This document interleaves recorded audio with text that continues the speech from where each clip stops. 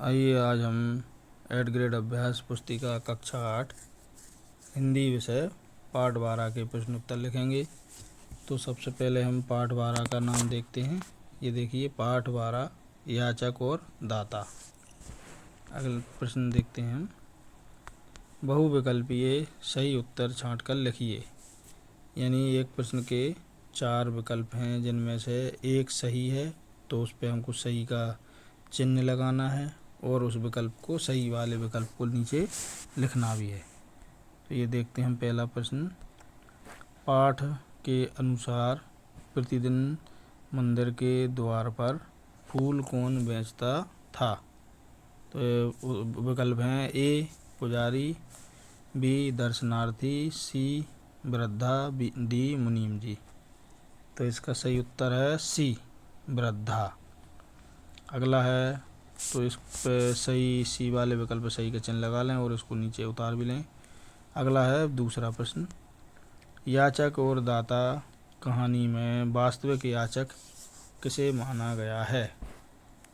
उत्तर विकल्प हैं इसके ए है वृद्धा, बी है सेठ जी, सी है मोहन, डी है मुनीम जी। तो इसका सही उत्तर है बी सेठ जी। अगला प्रश्न है तीसरा। होश में आने के बाद मोहन की स्थिति क्यों बिगड़ने लगी थी? तो इसके विकल्प देखते हैं ए डॉक्टर न मिलने के कारण, बी सेठ जी को न देखकर, सी वृद्धा माँ को न देखकर और डी दवा न मिलने के कारण। तो इसका सही विकल्प है सी वृद्धा माँ को न देखकर। तो सी वाले विकल्प पर सही का चिन्ह लगा लें और इसको नीचे लिख भी लें। प्रश्न क्रमांक 4 देखते हैं।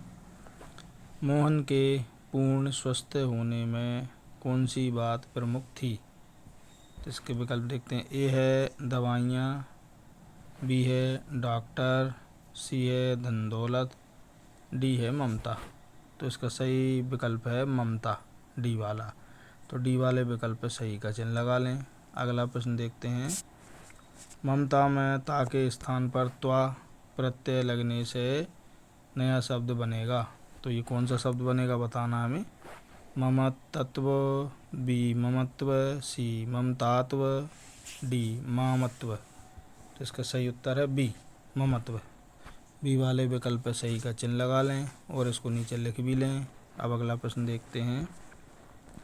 नीचे दिए गए शब्दों में से उचित शब्द चुनकर रिक्त स्थानों की पूर्ति कीजिए। यानी ये जो नीचे शब्द दिए हैं ये वाले कोष्टक में इन शब्दों का उपयोग करके हमको नीचे जो रिक्त स्थान दिए जा रहे हैं इनको भरना है। तो देखते हैं छठवां प्रश्न।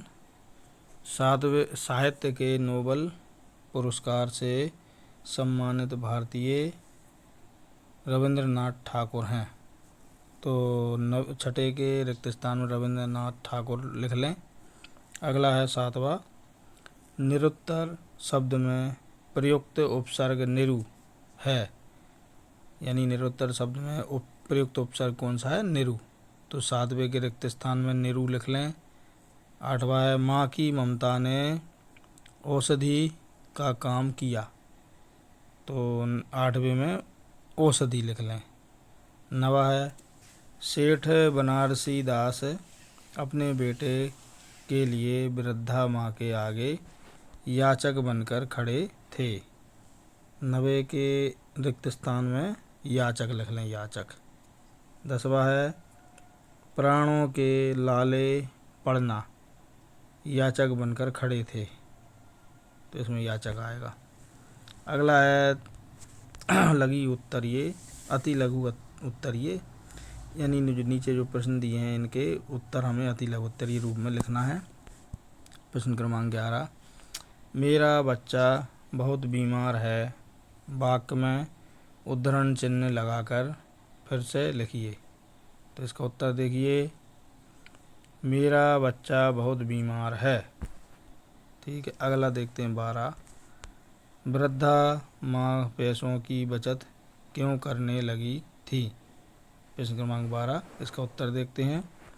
वृद्धा माँ पैसों की बचत अपने गोद लिए बच्चे की देखभाल करने के लिए करने लगी थी। अगला है 13वां प्रश्न, वृद्धा माँ को किस बात की आशंका थी? उत्तर है वृद्धा माँ को अपने जमा किए पैसे चोरी हो जाने की आशंका थी।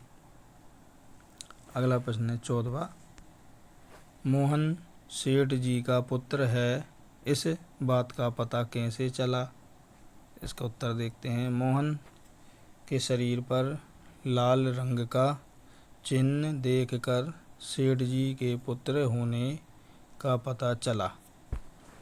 अगला है लघु उत्तरीय, यानी नीचे जो प्रश्न हैं दिए हैं उनके उत्तर हमें लघु उत्तरीय रूप में लिखना है। तो हम 15वां प्रश्न देखते हैं। सेठ जी के हाथ पांव फूलने लगे, वाक्य में रेखांकित वाक्यांश का अर्थ क्या है? यानी ये जो रेखा खींची हुई है ये वाक्य का अर्थ बताना है, इसका अर्थ क्या है? तो देखिए ध्यान से।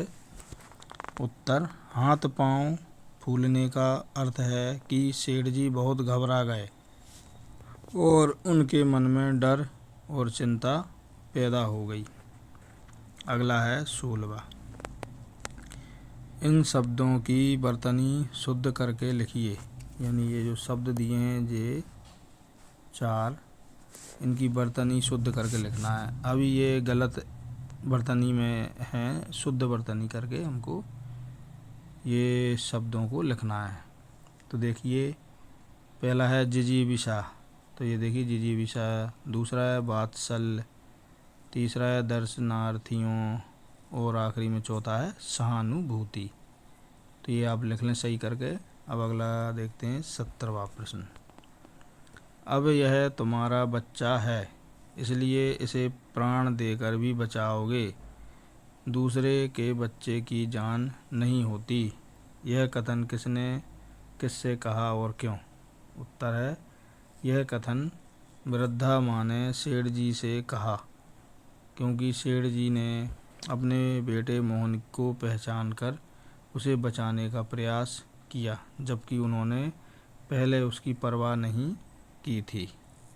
अगला प्रश्न है 18, बच्चे के मिलने के बाद वृद्धा माँ के जीवन में क्या परिवर्तन आ गया था?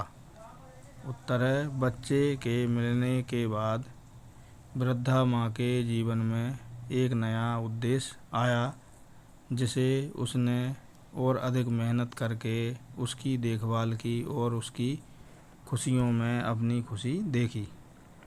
अगला प्रश्न है 19वां, सेठ जी की पहचान देवभक्त और धर्मात्मा के रूप में थी, आप इस बात से सहमत हैं या नहीं?